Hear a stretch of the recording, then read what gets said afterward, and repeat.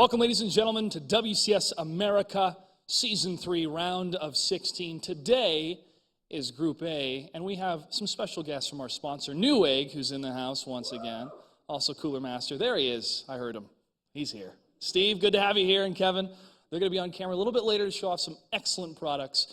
But not just that, we got some excellent StarCraft. Group A features Scarlett, iaguz, Violet, and Hero. Now, 3 of these players have a shot to make it to BlizzCon. Scarlett has to go all the way to first place in order to rack up enough points.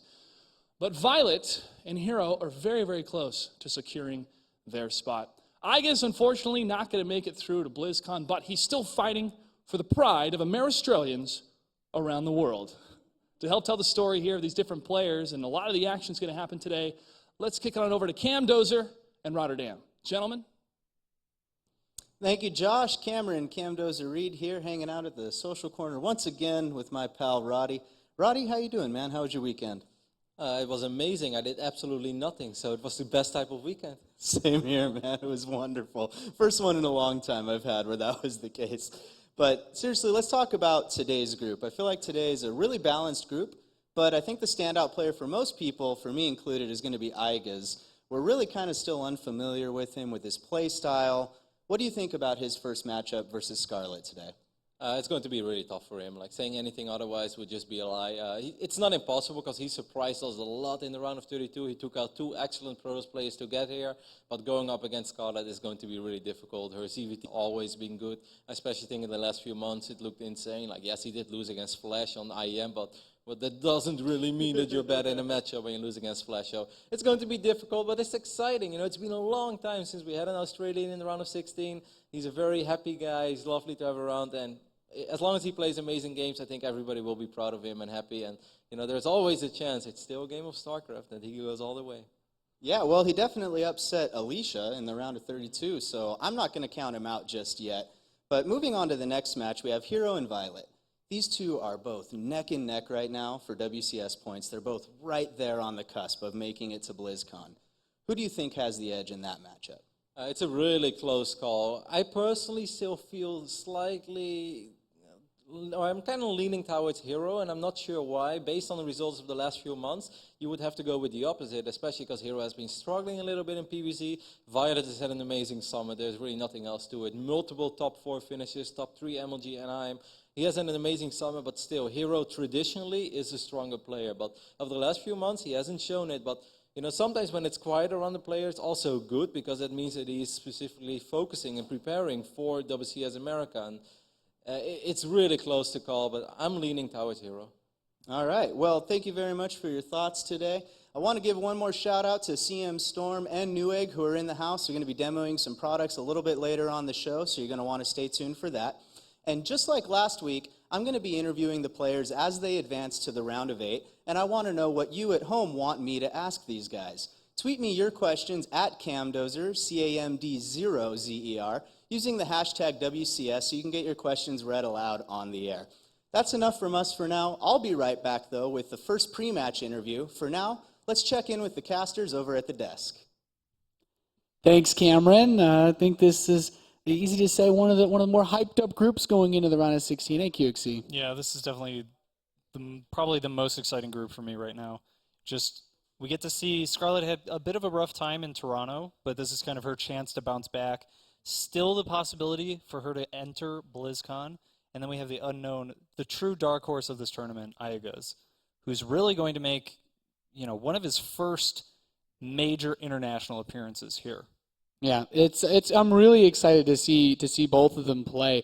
Keep in mind, this is Group A. We've already finished up Group C and D for the round of 16 overall. We wanted to make sure that everybody's schedules fit together. So we already have 2 groups played out. As you can see, our 4 players that have advanced so far are Bomber, Huck, Polt, and Hart. We got 3 Terrans, QXC, and 1 Protoss so far. Is that trend going to continue? I feel it'll be quite difficult for iaguz to make that happen. Yeah, he has a long road ahead of him. Of course, tomorrow we have Group B featuring Hyun, Jaedong, Tasia, and Pig Baby, and that is the group of death in this round of 16.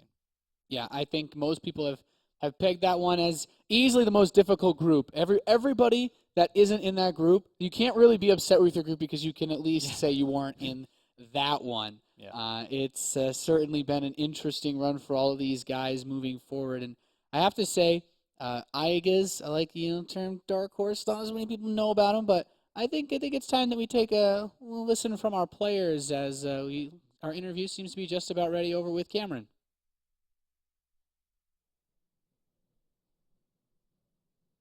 Thank you, sir. I am standing here with our first two competitors of the day. To my right, we have iaguz. To the left, Scarlett. iaguz, let's start with you. You had a 13-hour flight from Australia to be here today. Yep. How is your mental condition considering that kind of travel time right now?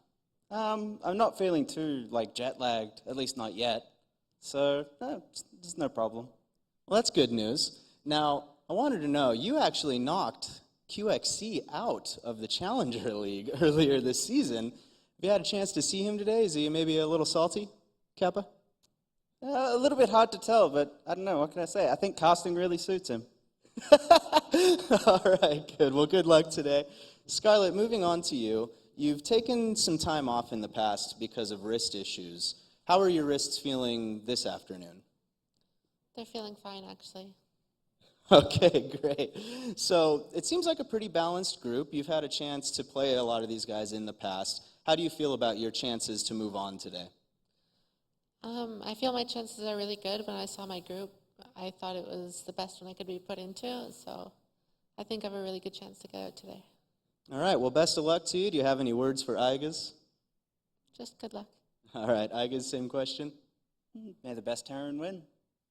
Oh, there's only one Terran here. I see what you did there. All right, well, we're going to get the map veto sorted out here in just a second. For now, let's check back in with the casters. I like that a lot. May the best Terran win. Yeah. Both players pretty humble, I think. Yeah. Do you have any words back for iaguz after? There's nothing to say. Fair enough. Yeah. Fair enough. Let's just keep moving forward. Yeah. iaguz has had a pretty solid run in this season of WCS America. We spent a lot of time this season talking about our fantasy league and the picks and everything that we've had available for players and spectators to really partake.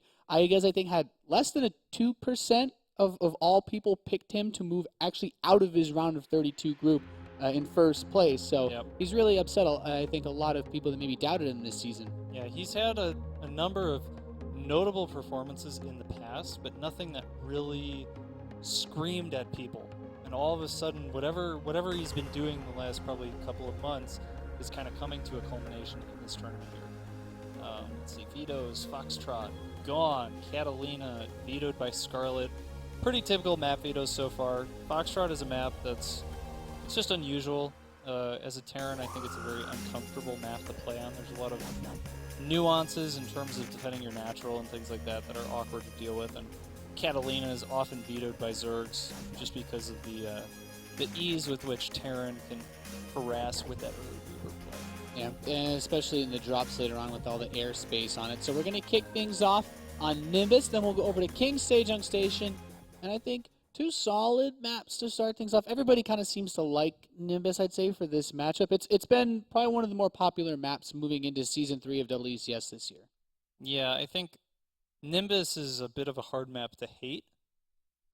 I doubt if we asked these players, they would say Nimbus is my favorite map, but they would definitely be saying things like, I really don't want to play on Deadwing, or I really don't want to play on Foxtrot.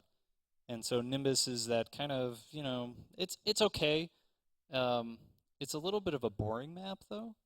Like there's not a whole lot going on. It's really good for passive play. The natural is so easily defended because it's tucked away in the back of your main base that it generally lends itself towards the longer games. You're less likely to see the explosive aggressiveness. But both of these players, I think, are pretty good at mixing things up. We've seen from Scarlett here, as pictured on camera, we've seen lots of crazy plays out of her over the years. She can certainly bust out some cheese, especially when necessary. But she can play out the late game pretty well, too. She's one of the highest placing Koreans that we've had in the last, I'd say, couple of years in the American region. Yeah, Scarlett's been doing quite well. Besides a little bit of a hiccup at Intel Extreme Masters Toronto, she's been doing exceptionally well overall. Coming off of that, I think she got top 4 at MLG Anaheim just couple of months ago, where she had that very notable Protoss game against Dongrigu. Yeah. And now she's had at least a couple of weeks to practice after Toronto, and she'll be ready for this one, I expect. Yep. As you can see, iaguz, he is, I like this stat. First Australian since Moonglade to qualify for round of 16. He was playing his round of 32 matches from Australia. He woke up super early. I know a lot of people like to say sometimes when you play versus Koreans, the latency can give you an advantage. They were both playing with a pretty hefty amount of latency when he did end up getting out of his group, of course. He's no stranger, I think, to playing the American server, but I don't believe I don't believe he's been here that long before this match. I think he might have recently traveled in because he did go back to Australia recently. Yeah, all of that sounds relatively correct. I think he was living in the root house for a relatively significant amount of time earlier this year. He just said that he came back from Australia, but Australians are kind of used to the latency. They really don't have a home. Yeah. They play from Australia, and you're playing on Korea, you're playing on the American server. You could play on C, but it's really just kind of a wasteland. There's not a lot of people there. The level of competition isn't quite as high, so for players like iaguz who are looking to compete internationally, they really have to just buckle down and deal with that increased latency. And so, you practice on that all the time, and then you have a match on it. It's not so big of a deal. Yeah, I think it's always impressive to see the players that make it out of the Southeast Asian region to these events. Players like iaguz, like Moonglade's done, and even Petraeus has been able to get some decent results coming out lately. But because these guys don't have, as you said, quite the player base in the South, in the Australian community themselves. Mostly they're playing in tournaments against Taiwanese or Korean players, because that's where you're going to find most of the skill when you head towards that area of the world. So I always find that impressive. Scarlett, of course, has been traveling around for a very long time. And she spent time living in Korea, playing in European tournaments as well. So she's pretty experienced, I'd say, in most scenarios. And even looking at her results in Intel Extreme Masters Toronto, maybe she didn't get as far as she wanted, but when you're eliminated by Flash, can you really complain? No, you can't. Sorry, I expected it to be rhetorical, but then you didn't keep speaking. It's okay, Kixie. We're loading into the first map. We're going to kick things off on Nimbus for this Terran versus Zerg. iaguz can mix up a little bit. Do you think there's a chance you see any mech? I'm not as much of a fan of it these days as I used to be. Yeah, mech is kind of a strange thing because the quality of mech doesn't seem to change much with patches. There hasn't been a lot of balance recently that's affected mech one way or another. It has more to do with the Terran player's skill with mech, their preference for it, and then often you can scout out specific Zerg players just do not play well versus mech. And so if you can predict ahead of time that even though you're not the best at mech, you can be better at mech than your opponent is at defending mech, and then it becomes a very viable option. Yeah, it's always interesting to see these players bust out different strategies. We don't get to see a lot of them on big stages like this, but of course, we've all seen this lady before. In the bottom left position of Nimbus, the red Zerg player representing Team Acer and Canada, she is Scarlett. Probably among the most notable, well-liked of the foreign players. She's had a lot of success in the last year, QXC. Yeah, she's been, ever since her debut at IPL, she's been a force to be reckoned with. And her opponent in the top right-hand corner of Nimbus, coming all the way from Australia. Give a big cheer for Rude iaguz!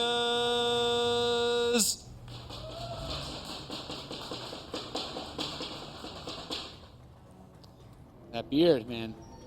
The beard I think he just scratch. stroked it. Yeah, the pensive beard stroke at the start of the game. Yes, what should I do this game? He's focusing his energies now. Yes, where shall I strike? So it looks like it's a command center first opening out of iaguz. Yep, I wouldn't against say hatchery first. Yeah, I wouldn't say it's surprising on this map. Because it's cross spawn, Scarlett can't really scout him in time to know that she can go double hatchery though. Right, and if the spawn positions had been different or the Overlord, I mean, at cross, you're never going to scout with an Overlord. in time to make that decision. But I think this is really smart from iaguz because Scarlett is a player who has a tendency in general to play a little bit more safe and a little bit more standard. The chance of her going for a 6 pool or a 10 pool or some kind of 1 base all-in is so low that the command center first makes a lot of sense. And based on what I know about Scarlett, I played her a number of times in the past, seen a lot of her games. She also doesn't seem like the kind of person who's going to go 3 hatch before pool against a player that she considers to be weaker. And there's definitely no doubt about it. Scarlett is the favorite going into this match, and regardless of how well iaguz has been doing, Scarlett is the more proven player, and so she's going to be more likely to enter into a normal game, not take as many early risks because she doesn't feel like they're necessary in order to actually take the mid and late game of the series. Yeah, I'm just interested to know where she wants to take the mid-game stage of this, because she is one of those players that can get very aggressive quickly with early speed lane play. She has decided to go gasless so far, though. So I feel like we could say that to kick things off today, it's going to be a pretty slow start to this. I don't think there's not really a lot of aggressive play you can make as a Terran in this situation either. Right. Yeah. And iaguz is actually going for this early bunker, and he won't really need it. He'll probably let it finish anyway, but the SCV is going to get in. It's very important to see the gas timings. This allows iaguz to play much more greedy. At this point, he could actually choose to salvage the bunker to optimize his build just a little bit more, get that third command center a little bit earlier, and may even... Oh no, he's going as second gas. So that's kind of the main change that you could do from this point, is whether you go for an early second gas and you go for some kind of 2-base play, or you go for a fast third command center. In this case, iaguz has opted for that 2 gas, and we'll probably see Banshees. It could also be some kind of Hellbat play. Yeah, we were kind of joking about this before the game started, though. We saw a lot of Hellbat playing in the WCS Europe region today out of Happy against Mini Razor, and it worked pretty damn well. Yeah, I think this is a good time for Hellbats to kind of make a resurgence. Usually what happens is when there's a new patch and a unit is changed, everybody either stops using that unit altogether or they start using that unit. If it got buffed, then they're going to be using it a lot more. If it got nerfed, then they use it a lot less. And in the couple of weeks after that change, the Hellbat change most recently, everybody was using Hellbats. And then a week later, all the Zergs were blind countering Hellbat openings. But at this point, when that Hellbat change is, a month, 2 months, 3 months ago, however long it's been, Zerg players are kind of falling back into more normal play because the Hellbat openings kind of stopped being every single game. So for a player to bring out the Hellbats, it's a really smart move. It's kind of just going back just a couple of months back to such a strong build that kind of fell out of favor because people were expecting it so much. Yeah, that's a really cool point, because if you try to open up against Hellbats blindly and your opponent doesn't open with Hellbats, right, generally the Terran player can get into a really nice economic position if they open up with any type of defensive 3 command center build. And that is along the lines of what we're seeing out of iaguz. He opened up with a very quick siege tank, but he's still getting stims, so he's not going to be any type of mech build. He just wants to make sure he can't be attacked at the start of this game. Yeah, and this is... It's a very mid-range build that iaguz is doing. The third command center was after the second starport, and kind of around the timing that the siege tank, I'm not exactly sure how that lined up, but the most economic version would be 1 gas, 3 command center, and then you can add things afterwards. Now iaguz is actually going to be putting on some pressure here.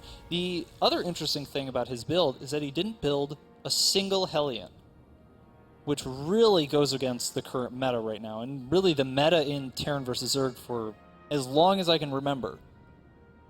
There's just no other way to get that map control if you don't make those early Hellions. Yeah, without the Hellions, you basically allow Scarlett to freely spread creep, as she's already doing.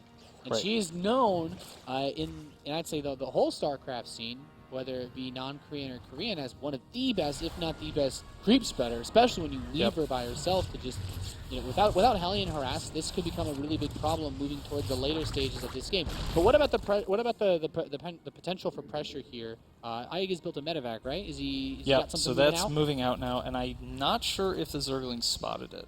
Is that just 4 Widowmines? Yeah. And The For Spore whatever Crawler. reason, Scarlett has a Spore Crawler in the natural, but she doesn't have one anywhere else. So if iaguz drops, let's say, one mine in the natural and then heads to the main in the third, he's got pretty good potential to do damage here, and he should get a lot of information. Meanwhile, behind this, he's SCVing up, going those double upgrades, and here's the Widow Mine drop. Okay, so the first, he jumps all 4 in this space. That Spore Crawler will be able to reposition itself pretty easily, even hitting the Overlord and the Queen. Really not getting, I'd say those connections were not really ideal. But The value there was not what he needed it to be. You get something, but you're not really, is it worth the cost of the medevac and the 4 mines instead of having something like faster upgrades or more barracks? Right. And the other problem here is since he didn't penetrate Scarlett's base, he doesn't know about the early Spire. Spire's done.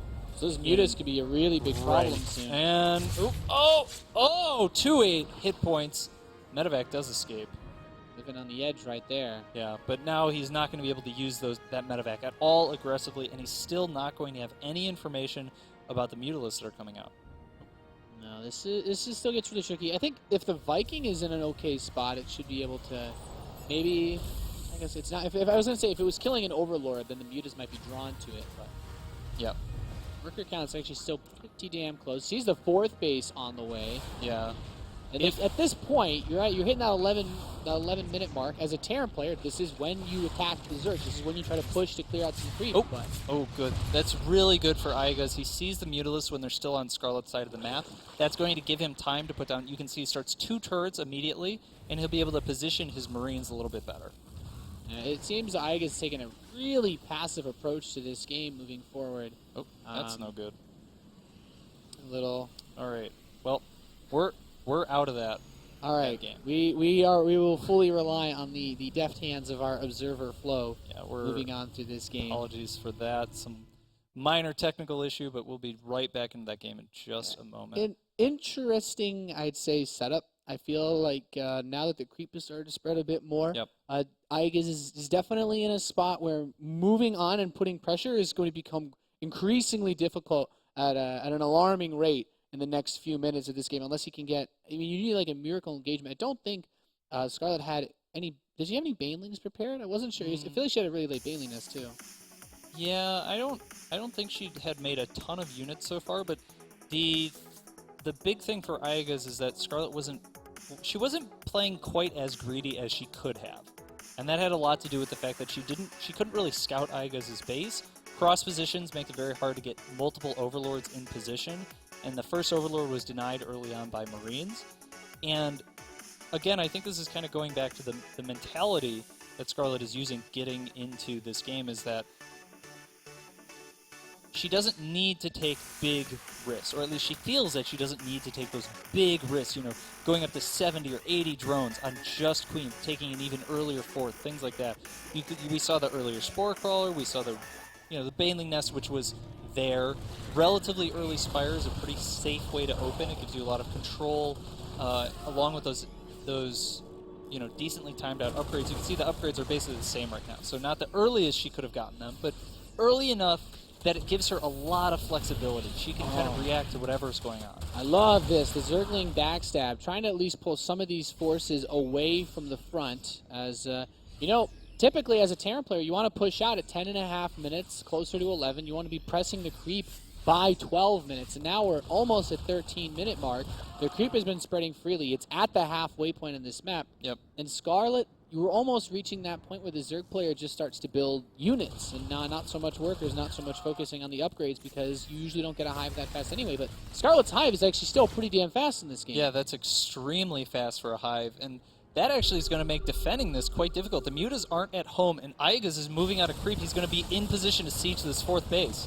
Yeah, the Marines already pre-spreading, Widow Mines placed in the back. And this 4th base, there's a chance you can pick this off. There are quite a few Banelings on the map that have just been made by Scarlett. I don't know if she has Banelings. Okay, she does have Baneling speed, so she's just going to try to overwhelm this, and she should have enough. These Widow Mines would need some really nice connections. Looks like it's still tricky, because with the creep there, you don't need too many Banelings to get on top of those Marines. Yeah, but 100 army supply to 50. And a lot of this has to do with the fact that Scarlett is playing for this fast hive style. And so a lot of her resources, instead of going into Zerglings, instead of going into Banelings, are going into an Ultralisk Cavern. She's already started her adrenal glands with +3 attack. I feel like this is a bit greedy. Yeah, it's extremely ambitious. Widowmine's Burrow even helping to chew away at these Mutalisks. And I mean, iaguz' standing army on the ground. It doesn't really look touchable. Scarlett took a base on the left side in the midst of all of this, so she can still be close to that 4th mining base soon, but it's still delayed. And that gas is delayed, which you need for the Banelings, especially if you're trying to build Ultra. Like, she can't afford to build Ultras from this cavern. Yeah, They won't even have chitinous plating or +3 armor. Well, in her gas right now, she only has 400 gas. That's just enough for about 2 Ultralisks. And that's exactly what she's going to do, is start 1 Ultralisk and chitinous plating. But iaguz just has so much supply right now. He's going to keep pushing and denying this creep. Yeah, he's continuing to scan for it. I love this with the Thor in the back. It's really difficult for the Mutalisk to try to pick anything off because that splash damage is just so high. A couple of Banelings step forward, but there's still not really a lot that can be done as long as he inches forward slowly and stays spread out. Taking an engagement, even on creep, looks surprisingly difficult for the Zerg player in this situation. Yeah, and the problem is there's so much supply for iaguz right now. Scarlett's having such a difficult time finding those cost-efficient trades that she needs to make. Oh, and the next wave of units is here for iaguz. Marines pre-spread still very nicely. The Thor whacking away at these mutas. The bioline is just split and spread out so far back. You can't possibly hope to kill all of this with just one wave of units. So Scarlett doesn't even have that many more Zerglings on the way. She has no Banelings in production. I believe that was all of her Banelings spent, and a single Ultralisk without chitinous plating. Second one shows up. I guess Scarlett's just going to land the transfuses to push this back, but Marines can actually kill Ultras when they have this few armor upgrades. Yeah, but there's about 6 transfuses right now. Scarlett's going to push that back, and now she's at about a 20 supply lead. iaguz has to get off of creep and regroup here. He's overcommitted quite a bit too much. Thor goes down in the medevac. Another medevac falls. Now this is, I mean, the actual engagement prior to the Ultralisks coming out, those transfuses really made the difference. That one Ultra had dropped down to, like, pretty much no health about 3 times, and as long as you're wasting your time killing the Ultralisk that's getting healed, everything else is just going to ravage your army, especially because Scarlett did get that really fast adrenal glands, which makes those Zerglings much more powerful than usual. Yeah, and I don't. Did Scarlett actually get +3 carapace? Because I know we saw. Think so. I know we pointed out that she got +3 melee, but she did not get +3 carapace, and this is probably a mistake. She does have chitinous plating, though. Right. So she has the extra armor for the Ultralisks, but every armor point helps when you're facing a Terran player. I just realized he actually doesn't even. iaguz' 3/3 isn't done yet. No, iaguz. Right now, basically, iaguz has to make. He probably should make a 3rd factory so that he has 2 factories with tech labs. That allows him to make a lot of Thors, and he needs at least 2. He's actually got 3 barracks with tech labs, and that's exactly what he wants. He's going to need to get a huge amount of Marauders because Scarlett's already on this hive tech composition. There's really not a lot of threat of mass mutas. It's now time to come up with a composition that can deal with mass ultra muta. Yeah, iaguz is spreading out by that 4th base, wants to put a little bit more pressure on this. I still feel he's playing with fire before the 3/3 upgrades are done, as trying to fight a Zerg player behind on upgrades generally isn't something that happens. So now the upgrades have completed. Yep. He's got good opportunities here, but he doesn't quite have his full army there, and it's very hard to prevent the fight from actually happening or from continuing once it begins. So he wants to make sure he's got most of his supply close at hand. Yeah, this army's stepping just on the edge of creep. Scans could kind of kill a couple of tumors. I mean, there's nothing like infestors out on the map just yet. Passaging Glands is about to finish up. The infestors are starting. I think against an Ultralisk-based army, 1 or 2 good fungals on a clumped Bioforce can be game-ending. Yeah, absolutely. And she has so many Ultralisks at this point. The Queens are basically a part of the composition now. And iaguz darting in here. Without the infestors, she can't really punish a movement on a creep like that. Yeah, I really like how iaguz just used the ability to just select only the Marauders and ran just those 4 in case Banelings got on top. But now Scarlett's going to barge down this ramp. The Widowmine's detonating on the Overseers flying above the army. Most of the Banelings are getting cleaned up. These Ultras still a bit tricky to deal with. But I think there's enough Marauders. Can he take this fight? So he can't really take the fight head on, but he can kite the fight. One of the things of the Widow Mine's killed almost all of Scarlett's mutas, so right now she has very little anti-air, and that's going to make it so hard for her to actually control these different drops. You can see one drop in the bottom got cleaned up, but the 5th base for Scarlett did get sniped. iaguz's 5th base has already landed, actually, so the economics of the position favor iaguz immensely. This is even bases kind of are almost always favorable for the Terran player. It's just so hard for the Zerg player to make more cost-efficient engagements and trades when both players are on the same economy. Yeah, it's getting increasingly tough. Corruptors are on the way. A Greater Spire. I mean, Broodlords can be game changers, but the Infestors are here. One solid Fungal. No Banelings still are showing up now as the Fungals run out, and iaguz still has, I'd say, an okay position. I don't see any other Infestors to bring Fungals to the party. Thor does get sniped, which lets these mutas go to town a little bit more. Yep. And there's enough mutas now that he needs to be careful. If he takes too much of engagement over commits, those medevacs and all those units can be forfeit. What iaguz wants to do now is clear out that creep and continue to siege this base. He shouldn't feel pressured to make a fight happen now because he has such a much better economy than his opponent. Yeah, drop on the right side pulls the mutas away. Infestor's got a Fungal or two off, but still, the Marines and Marauders doing a reasonable amount of damage. The Transfuses have been pretty solid, though, most of this game. I feel like we haven't had a crazy number of Ultralisks get killed The here. Infestors all just walk into the fight. The Ultralisk does go down, misses a couple of Transfuses, and iaguz may be able to take this 4th now. He has a lot of Marines at this army. Not that much of an Ultralisk backbone. The Broodlord production has begun. A single Broodlord now, too. Yep. But, I mean, you need a lot of Broodlords to push back a Marine force this heavy, or you can almost just stem under it once the Banelings are gone and kill everything. Yeah, it's going to be very hard for Scarlett to actually deflect this attack. Not enough Broodlords in production. She's sending some of the units in, but there's just not enough supply here. 172 to 194. iaguz, with such a strong economy, he just keeps reinforcing this push with exactly the units he needs. Yeah, I think it's possible that Scarlett can temporarily push this back with the help of the Broodlings to detonate all the Widow Mines, but she's still going to lose a lot in the process. Ultralisk, the Transfuses, man. Well, they eventually do run out, and everything just starts to die for Scarlett. Yep. Transfuses help keep those Ultras alive. The fungal growths help pick off some of those medevacs. The Broodlords are going to push it back for now. And immediately 3 starports on the way. He's like, oh, Broodlords, where'd those come from? Yep. It's like, how much money do you have, Scarlett? He still has enough of a bioforce, I think, to kind of roll through this game with, or at least continue to fight. But important things to keep in mind, medevac energy. He's actually still building medevacs. Yep. Very important to keep that force alive, because those fungals, they really put a hammer on the army. Probably the biggest problem for iaguz right now is that his medevac count is so low, and that puts a lot of strain on the starport production. What he really wants to do is make some Vikings. And this is kind of acting under the assumption that his opponent is going to continue to make Broodlords. And it's also acting on the fact that he doesn't know he's ahead by so much supply. If iaguz knew he was up 40 or 50 supply, he could just take fights. He could take a head-on fight, but Scarlett's actually completely out of position here, and it looks like she's going to lose that base in the bottom middle. Yep, nice pickup. Broodlords, as strong as they might be, QXC, we know they're pretty damn slow. And on a map as big as Nimbus, defending simultaneous 4th and 5th bases are going to become increasingly difficult as the Terran army is just so fast with stim packs. So Yep. iaguz pressuring the left base. It's like, yeah, Broodlords are here, and, well, okay, army's gone. There's also a drop down at Scarlett's 3rd, and she is just getting picked apart right now. She doesn't have the supply. It's not a multitasking issue now. It is literally impossible for her to defend all these different avenues because she's so far behind on supply. She just doesn't have enough units to be able to keep the drops out of her base, to keep the several prongs of iaguz's attack.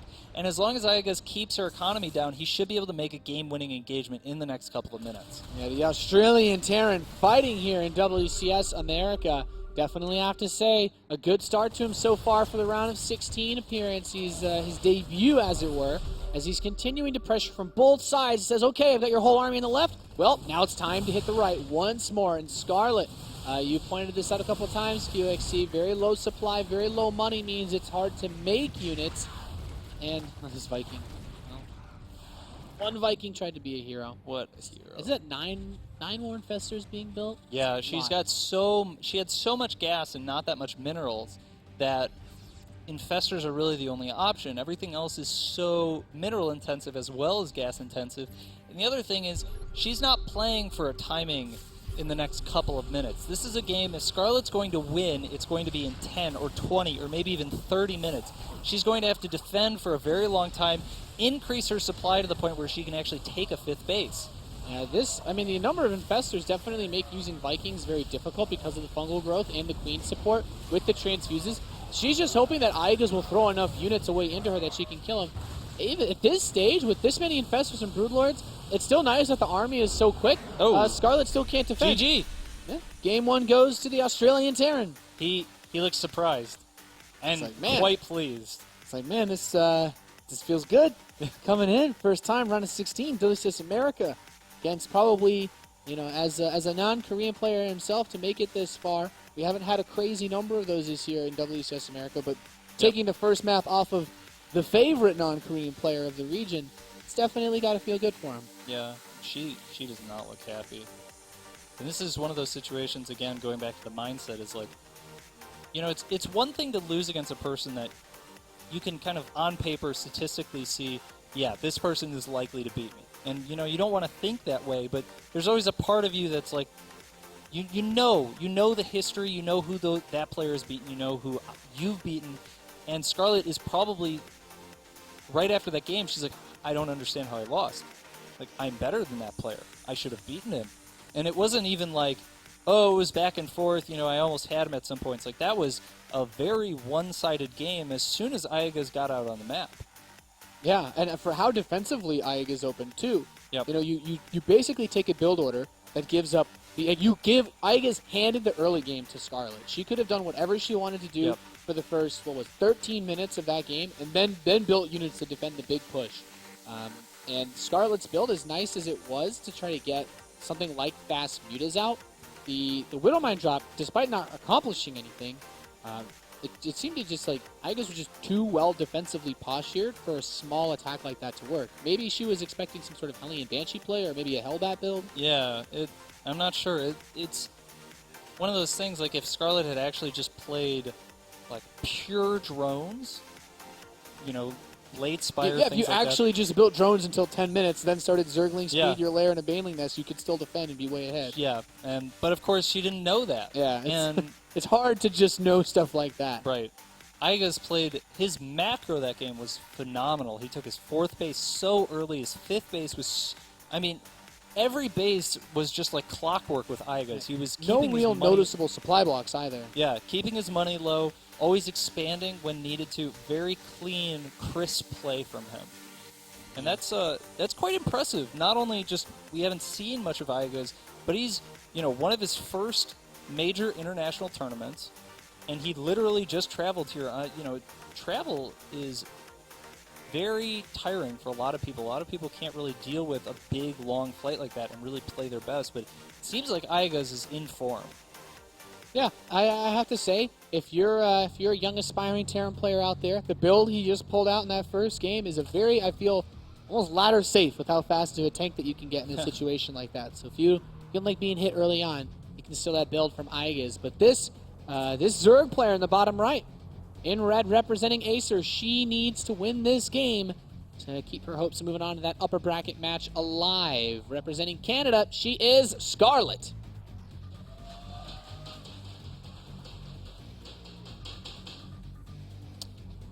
And in the top left-hand corner, showing some dominating play on Nimbus.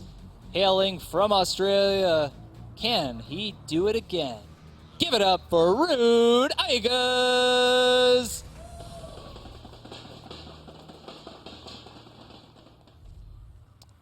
Man, I'm already thinking, because we talked about this at the very beginning. Yeah. iaguz, if you look at statistics, if you look at the matchup histories of every player in this group, he is by far the last player that anyone should expect or predict to make it out of this group.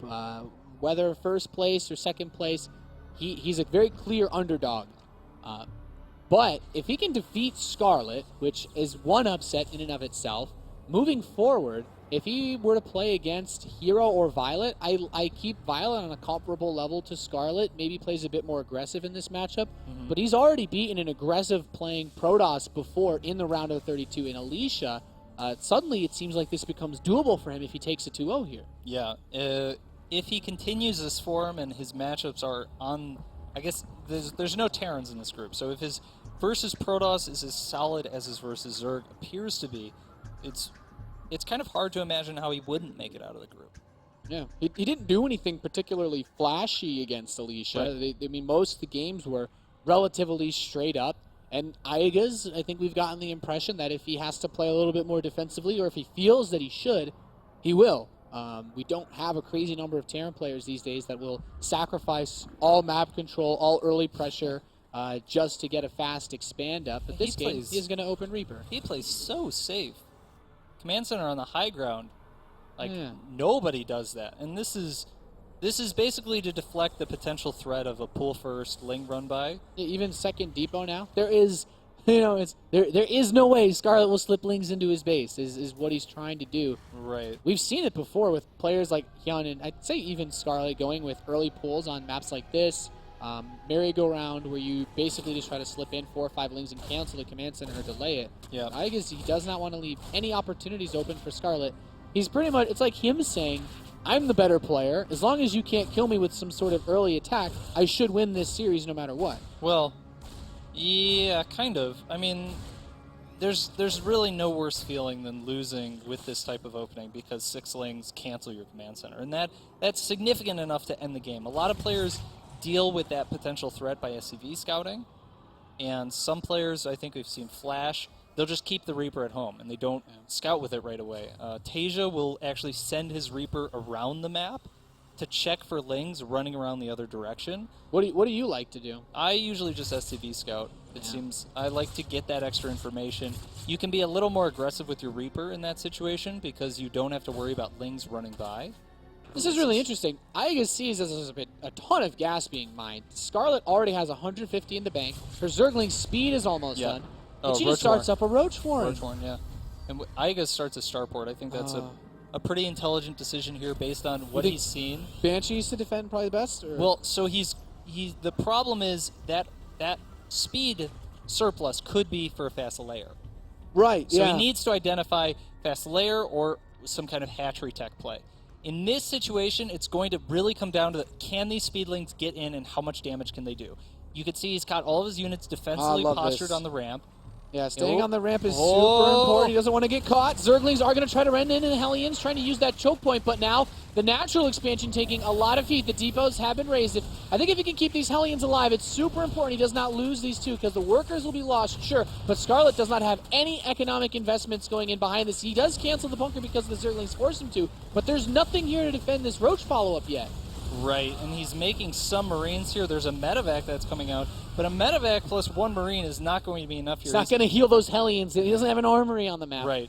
He's started another bunker here, and that's going to make this Roach follow-up a little bit weaker. The other thing is Scarlett didn't keep any of those Zerglings alive now, so her economy is very weak because she started making Lings so early, and because she lost all of them, she can't even start the incoming Banelings until the next flood of Lings gets to iaguz's base. Yeah, her Baneling nest is halfway complete. I think this is a situation where you don't want to throw the Roaches away, but I'm still not quite sure that iaguz recognizes that it is a full-on Roach Bane all-in follow-up to He this has attack. no idea, no scan, no scouting. He's got Marauders on the way and a Viking being made. It's but not there's- bad, but there's not enough. Yeah, there's nothing being made out of the factory. The Viking isn't really going to do much here. He actually needs to just give up his natural. I do like this. I'm a little bit did curious as to she- why she didn't just make the Banelings and then attack. Yeah, that was really. She threw away a lot of Zerglings. And this, I think, tells iaguz, okay, you've got Roach. Okay, now the medevac runs out. The medevac can see it all. He starts a third command center. Yeah, he's actually Crazy. going to try and hold his natural against this, and I'm not sure that's really going to work here. The Banelings are going to take down that bunker right away. The Marauder needs to stay in the main now, and he's got to just retreat into his main. He wants to get these depots down if he can. That's going to be so important to keeping the Roaches out, but so many SCVs just got sacrificed on the top of that ramp. Yeah, Scarlett has officially started to build drones again. She's taking another gas.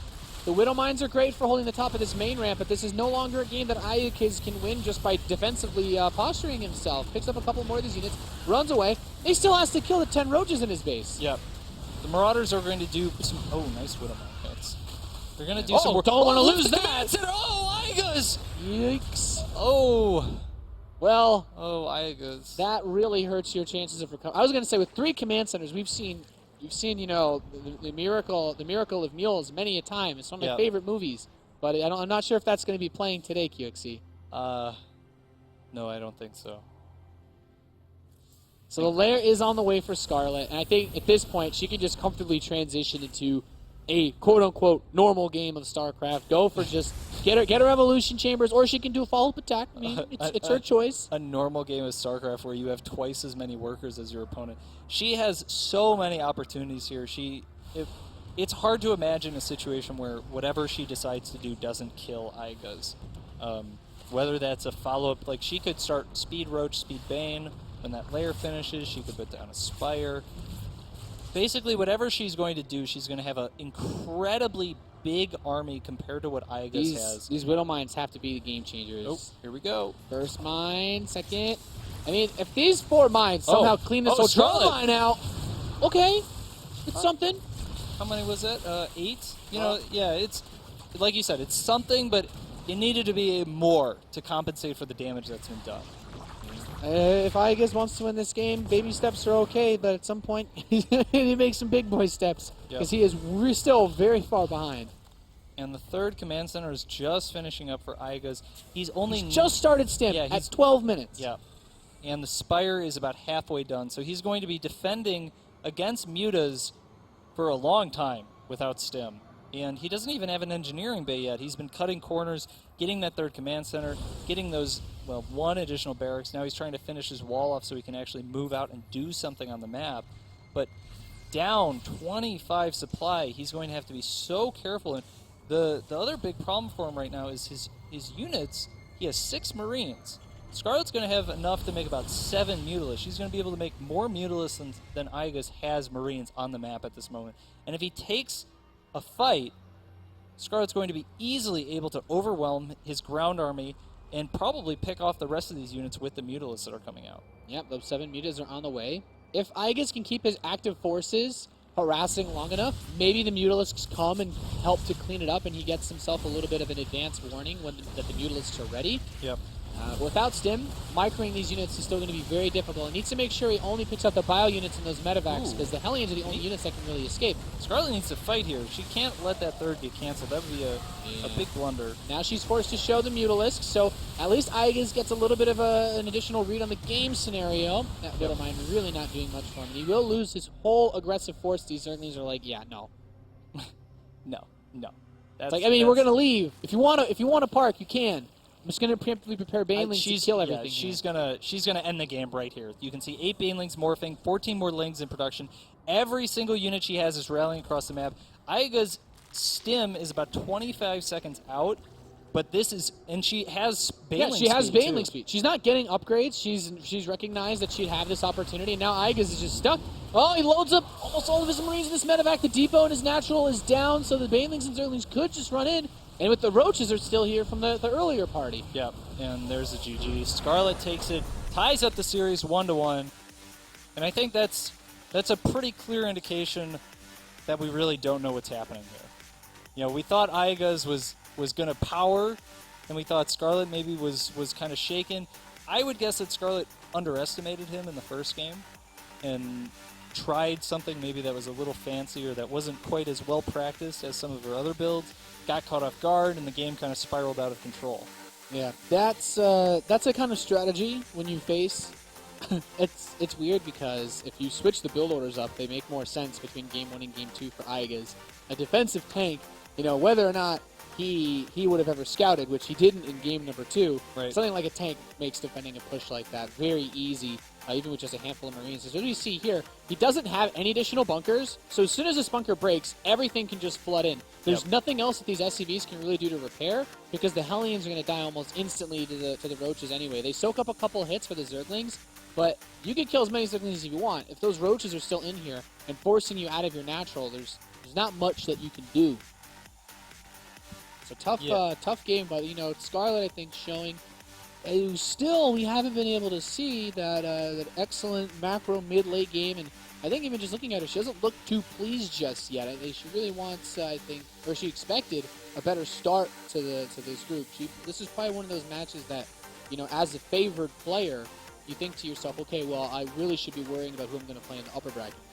Right. And I think, there were a number of kind of just micro mistakes. And when I say micro, I mean small, not control errors. In terms of iaguz's defense at the beginning of that game, the Lings kind of did a little bit more damage than he could have allowed. The Marines kind of went down the ramp and got caught. And then the thing that really killed him was the lack of scouting. He needed to scan Scarlett's natural, Scarlett's main, or he needed to send a Hellion out. He had to do something to recognize that roach flood coming across the map. And as soon as he saw the roaches, he can see them when they're at Scarlett's base. He can throw down 3 or 4 bunkers, and that defense becomes much more reasonable. Yeah, I think once you see that the Zerg player is getting speed and still has 3 drones on gas, whether or not you're sure what they're doing, it's always worth a scan because they're not doing something normal out of that. It's generally never a super standard regular game that comes out of something like that. But that's the past now, and we're on to the final map of this best of 3 to see who will go on to face the winner between Hero and Violet, our second match later on today. In the bottom left position, spawning as the red Zerg player representing Team Acer and Canada, she is Scarlett.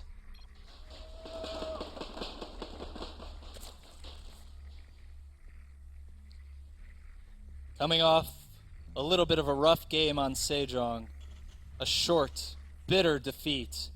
Can he turn it around and bring it back? Give your cheers for Root iaguz.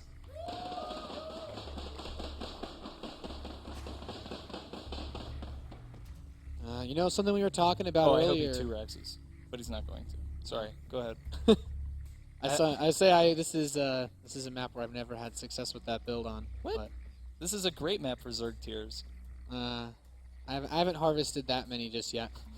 But on the topic of aggression, QXC, we noted in the last game, iaguz's builds, or at least the way he sets himself up at the start of the game, seems to be very anti-cheese. He doesn't want to get hit by any early attacks, and Yep. it was all about the read on what Scarlett was doing with that gas that I would say cost him the game on King Sejong, because otherwise you have a standard 3 command center build with a fast starport that allows you to counterattack very easily if that Roach Baneling doesn't kill you. So this game, is there any adjustment that he makes? Should maybe keep the Reaper tucked back a bit more, or scan? It's really just about the scouting, because the fast gas can be a variety of different things. The most likely ones are hatchery tech timing or a fast layer. And so keeping that Reaper somewhere nearby Scarlett's base, once he got in and saw that there was gas, he knew that shenanigans were afoot.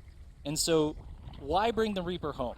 Let it stay near Scarlett's base, depend on the Marines and Hellions that are coming out, and use those to defend potential Ling floods, and then the Reaper can go back in, and it shouldn't be too hard on a map like Sejong. You can come in through the back or come in through the front, and just poke around. You see one base, scan the other one, something like that.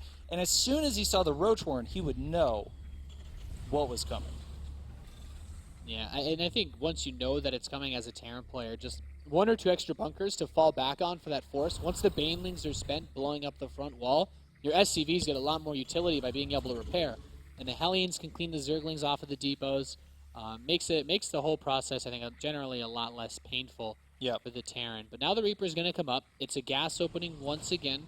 And it's important that he keeps his eyes open if those drones keep mining once the Zergling speed begins. Right. And so it's going to be about a 6-minute gas timing, which is not the earliest, but it is early enough that Scarlett has opportunities for aggression once again. You can see she's keeping 2 on gas here. Would not be surprised if this was a fast layer build, or... Yeah, I feel like Scarlett's a player that likes to keep things... sometimes she has a standard that she sticks with all the time, but when she starts mixing things up, I feel like she mixes them up quite a bit here. So wouldn't be surprised to see this go into layer. Also wouldn't be surprised to see her just not use it at all and just go into a standard game, but probably won't see that same kind of Roach Bane play. Yeah, I mean, the income kind of looks like Scarlett's basically just shifted it down to maybe still just 2 or just 1 drone now mining on that gas. So I think there's nothing wrong with going into a standard play and it is just 1 drone mining the gas. So I like what you said. This is actually pretty good for iaguz, considering that the 3rd hatchery is really, really late compared to this third command center. iaguz is going to have once again a very strong economy, and we saw what he did off the back of a strong economy on that game on Nimbus, and he pretty much just outclassed Scarlett. Yeah, So this game, it's going to be, I think, once again a little bit more tricky for a Zerg player. It seems like iaguz is very confident in his macro play. That seems to be where he's taking the most strength, and it's kind of like you were saying, goes back to a lot of the decisions he was making. You know, the kind of way he was opening has to do with playing a little bit safer and just generally forcing the game into a macro position as much as possible.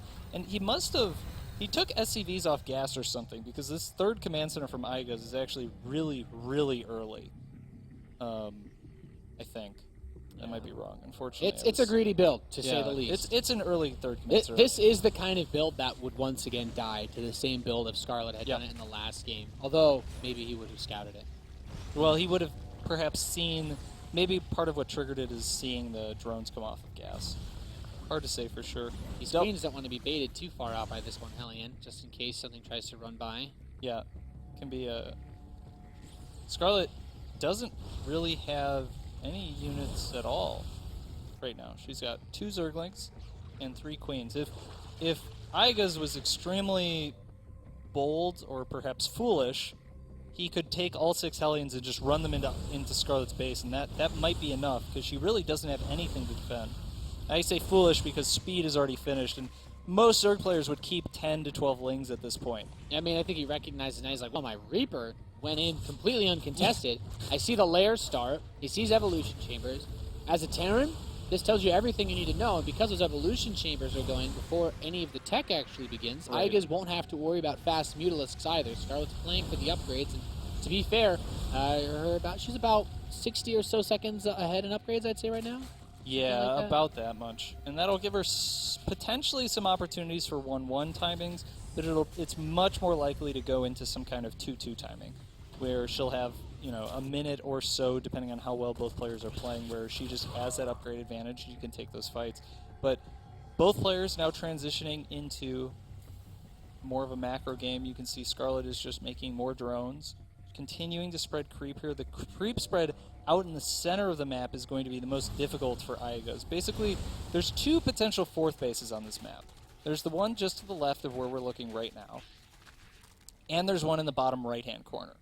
And often, Zerg players will just pick one before the game starts, and they kind of focus that. Sometimes what Zerg players will do is they'll spread creep both from their third and from their natural, and whichever base is more protected by creep is the one that they'll take. In this situation, I think it's actually a little strange that Scarlett is taking the bottom right-hand base, because it feels like the one in the west side of the map is actually going to be more protected by creep if she brings a queen out and spreads a couple tumors there.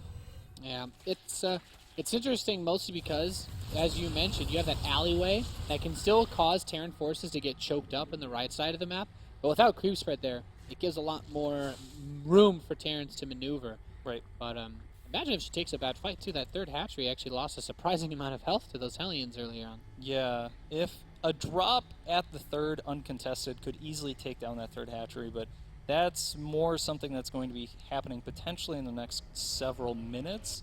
This first push is probably just going to be aimed at the 4th base. That's usually what the Terran player is always doing. This is a really sharp time to hit for iaguz. If we compare this to the first map, he's at Scarlett's creep at 11 minutes. He wasn't even pushing Scarlett until 14 minutes on Nimbus. So this is going to be a situation where Scarlett doesn't have as much to defend, but iaguz, with this many Hellbats and not a lot of creep. Scarlett has almost no units at all. Yeah, I think the Marines just like, okay, I'm going to kill that. Sends one Hellbat up. It's like, sup, Banelings. You're not really much you can do here, okay? Oh. She does run by the Hellbats. Barely kills a handful, though. The hatchery gets killed. Yeah, this the is really hatchery's nice for gone. iaguz. So iaguz is now sitting at about a 10 supply lead. No mutas on the map, and right there. So everything's going to get cleaned up, but Scarlett has no 4th base. So the economies, again, are going to favor iaguz. That third is locked down for iaguz now. Yeah. He's got a second factory already, too. I didn't even notice that.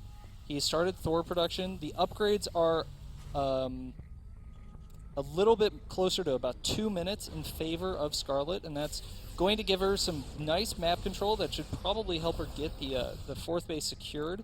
But the wall for iaguz is finished. Is Scarlett going to make some? I think she's going to make some banelings here.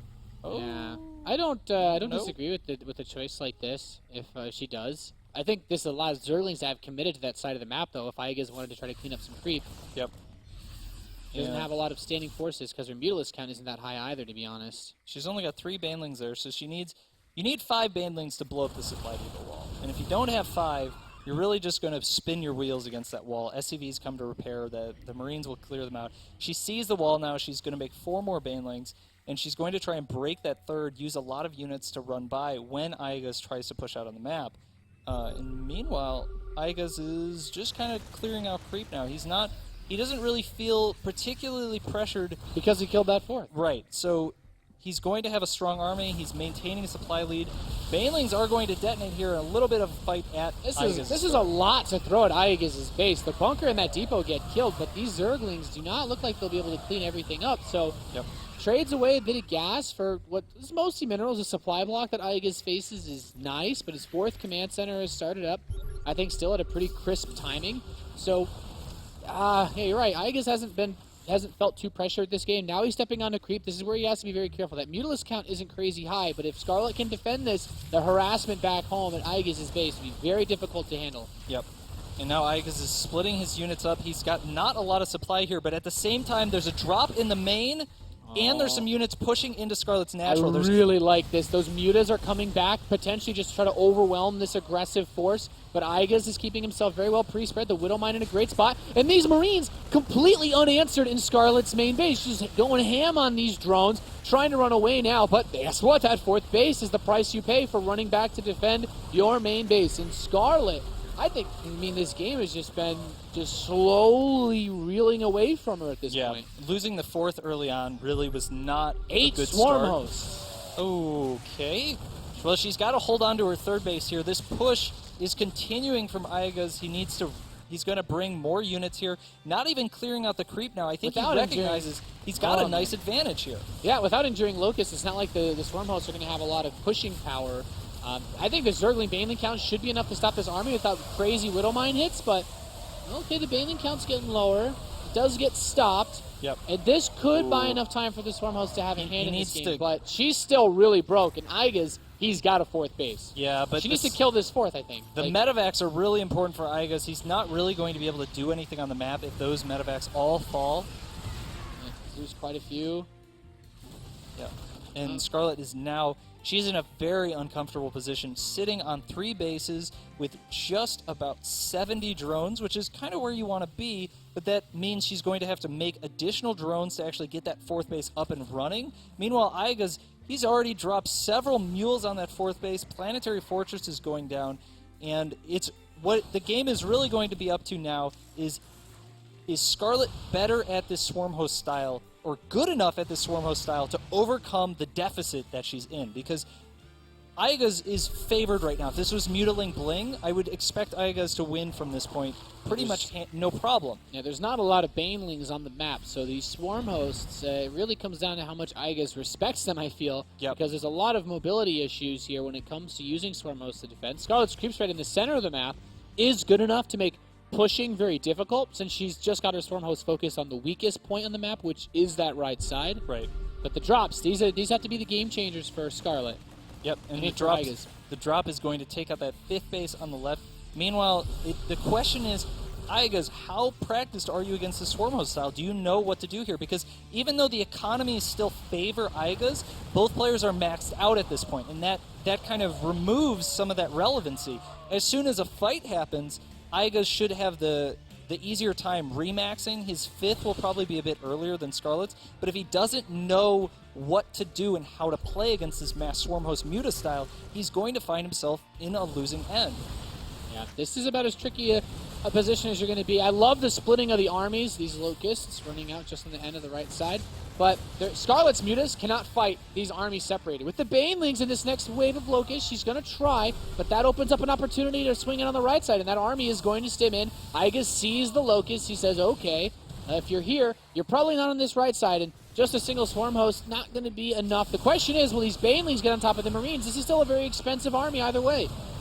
Yeah, and the Locusts do come in. They clean up everything. Scarlett took her entire force to break that force down, but iaguz was able to snipe the base on the left, drop going into the main here, and even though he loses the medevacs on the bottom right-hand side, Scarlett has basically no mobile units right now except for the Mutalisk. She's going to have to bring basically everything except for the Swarm Host to deal with this attack in the main. That's going to open up counter attack opportunities for iaguz once again. Really smart, killing the infestation pit. You're cutting off the head of this Swarm Host Hydra. Oh, sick focus fires, snipes all the Banelings before they get in range of the Marines.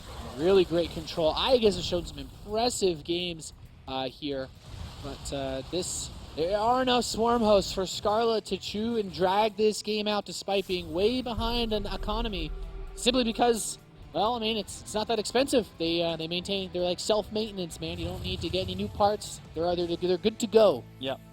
Swarm Hosts come with an extended warranty, and that is all that they need to do. Locust continuing to pressure the center of the map. The alarming thing for me when I look at iaguz's position is he's not making siege tanks and he's continuing to make Widow Mines. And to me, that indicates that he has either not practiced against this style very much or he's not played against someone who's very good at this style. And maybe he's going to prove me wrong here, but having played against this a few times and seen it quite a few more times, Widow Mines just do not do very well against those Locusts. No, I mean, the Widow Mines take, 40 seconds to shoot. They cost money. The Locusts regenerate every 30 seconds, but catches some of the Swarm Hosts off guard. Not bad. Needs to pull these Marines away, though. The Banelings running down the ramp. Okay. He doesn't commit too much. The Mutas give a nice chase on these Marauders. But you do not want to fight those Locusts. So the Hive did complete, by the way. So even though the Infestation Pit's being rebuilt now, you see Scarlett still getting those +3 upgrades, the Adrenal Glands, which honestly is just making these other units so much better. And I'm really blown away by how much she's been able to claw back into this game just off the back of those initial 8 Swarm Hosts that she built to defend her third base. Yep.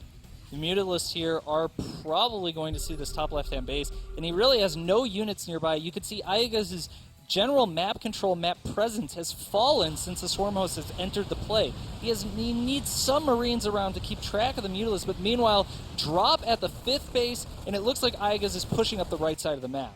Yeah, stimming. He's going for that mobility game. The Swarm Hosts, they're ready to unleash a wave of Locusts, and now they shall. Oh, Scarlett trying to split up the waves just a little bit to draw the army and cut off any escape paths, but still a decent spread. But the Banelings on creep are still very difficult to stop. Yep. And even though iaguz kind of cleaned up that first wave, there's still a lot of ground units here. The Mutalisks are coming back to deal with the drop, but there's enough ground army in the bottom right-hand corner. He's still unable to deny that 4th base. And the big problem for iaguz right now is the bank. Scarlett is almost at 3,000 resources, and that basically means that she can have a full-on engagement with iaguz and remax almost instantaneously as long as she's got that larva. Whereas iaguz, he just has no money. He has no money at all. He can't. His 4th is undersaturated. He hasn't transferred SCVs to it, and you can definitely see iaguz's very crisp play that we saw in the first game kind of going to pieces. His saturation at his 5th base is not, or his 4th base is not good. There's oversaturation at the natural. He's not expanding at that same rate that we saw him do, and his unit composition just doesn't seem appropriate. No, he's had a really rough time playing against this. As soon as everything in this game just looked amazing for iaguz, and then the Swarm Hosts came out, and it just started to just spiral out of control in Scarlett's favor. And you said it, with the bank that she has, it's almost impossible for Scarlett to take a bad engagement now. Yeah. She would have to lose like maybe 20% of the supply that iaguz would lose in order for this game to actually swing back in iaguz's favor. The problem, well, here we go. Big drop in the main and a fight on the right-hand side. Okay, well, iaguz is trying to peel her apart. He's recognized, like, okay, I guess Doom drops in. Terran versus Zerg, not common, but you need desperate times call for desperate measures as Scarlett's army runs back into her main to defend. Marauders try to block the ramp, but still, I mean, there's creep in the main, of course, so that makes these Marines much less able to escape. And now the Mutas, there's just so many Mutas QXC. These forces. There really shouldn't be too much of a way for them to retreat out of this. He may actually lose all those medevacs. There's no units coming in to support them You need at least 10 to 20 Marines out on the map somewhere. Meanwhile, on the right-hand side, he's going to try and split Scarlett's forces once again. But iaguz's economy is so bad right now. He just doesn't have the money to keep up with the Swarm hosts. Yeah, Zerglings are going to go with the Mutas to the top left side. The main command center was flown out there, so no planetary fortress means this base is gone. And with that, pretty much the rest of iaguz's economy. He drops his bottom right base, but, I mean, to what end? The Swarm hosts are just going to rally their next wave of Locusts over there and clean that up without too much difficulty. And suddenly, I think Scarlett has done a phenomenal job of bringing this game back. I really don't see any way that she can lose at this point. Yeah, it's very hard. Ultralisk Cavern is done. Chitinous Plating is researching. He may be able to get this. No, he's not going to get this fourth. He's only got 2 Marines there. Units are going to stream back in, clean up that fourth, and she'll be able to resaturate it with drones. 4 Ultralisks on the way, plus the huge amount of Swarm hosts and that Mutaflock. Scarlett is hitting kind of the critical mass of this composition. And if you've seen Snoop play Zerg versus Terran recently, this is basically the composition that he aims for, is Swarm hosts, Ultralisk, Mutalisk. It's incredibly supply efficient. Every unit is just worth so much value, and it deals with so many different things that the Terran can do. Yeah, iaguz puts on another little set of pressure. He's climbed back up to close to 150 supply, but with this army swooping in, he just doesn't have the tools necessary to fight against this. His army's not big enough. He doesn't have that glorious economy that he once did earlier in this game, and because of that, this should pretty much be it. I think Scarlett could almost just push right into iaguz's base from here. Yeah, I think that's going to be it in just a moment. GG, Scarlett takes the series 2-1. That was a very scary moment for Scarlett as she lost that fourth base. Those 8 Swarm hosts just anchored that.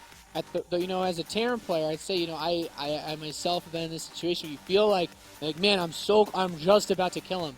And usually it's Banelings that'll get me, but the Swarm host, Scarlett pulling that out. She said that she hadn't practiced it a lot when she used it against Flash at IEM Toronto, but I guess she's been playing around with it a little bit more. Yeah, that looked a lot cleaner than the series against Flash. The Swarm host play there, it felt very crisp. She knew what to do with the Swarm host. She knew where to position them. And most importantly, she knew what units you need to support the Swarm host. You can't just go Swarm host Muta. It's not a composition. No. It doesn't do anything against pure Marine. But she had the huge amount of Banelings, the heavy amount of Lings, and that allowed her, combined with the Mutalisk, to deal with any potential drop. She had that very mobile backbone to support the incredibly strong, persistent map control that the Swarm hosts give. Yeah, it was definitely something that we don't see a lot of. Snoot's kind of the pioneer in that field, but cool to see Scarlett break it out, and she uses it to come back in game number 3 to take the series 2-1 over the Australian Terran player. So she'll go on to the upper bracket match to face the winner of our next series, which will be Liquid Zero up against Violet. But before we do that, let's hear from Josh over at the social media desk. What's up, man? Thank you, gentlemen. That was quite the series to start off the day for Group A. Game number 1, even though Scarlett had all those transfuse, iaguz was able to take it. But the Queen of Blades came back and secured that winner's matchup a little bit later today. But that's just the beginning, folks. We still have 4 more matches, and a lot of you have been sending some great tweets that we've shown on the broadcast. Make sure to use that hashtag WCS every single time. It's easier for us to find those tweets and to put them up on the screen. Also, if you're a big fan of StarCraft and a big fan of Blizzard, who isn't, frankly, check out the store for Blizzard gear. That's gear.blizzard.com, where you can get t-shirts, you can get those Zerglings/Banelings. They morph into whatever one you want or want to scare your young kids. Don't do that. Don't do that. They're scary enough. But I first saw those in China last year, and I went, oh, this is so cool. I had to buy one. So make sure to get one. Check it out at the store, gear.blizzard.com, and use that code down below for 10% off. And we're going to check in with our friends at Newegg in just a little bit, and we're going to show some great products and also a couple more promo codes throughout the entire broadcast, so keep an eye out for that. Don't go anywhere. WCS America action continues after this.